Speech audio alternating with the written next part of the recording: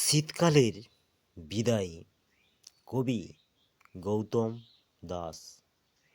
December ও জানুয়ারি মাসে আমি উৎসব মেলা খেলা করিয়া থাকি। পর্যটকদের আনন্দ দিয়া উজাড় করিয়া দেই। সাইবেরিয়ার শীতল বাতাস থেকে জন্ম লইয়া থাকি।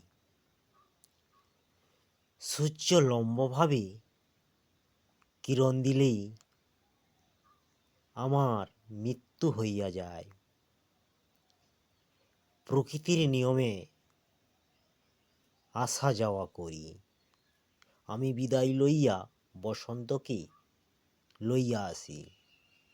ধন্যবাদ। আমি গৌতম দাস।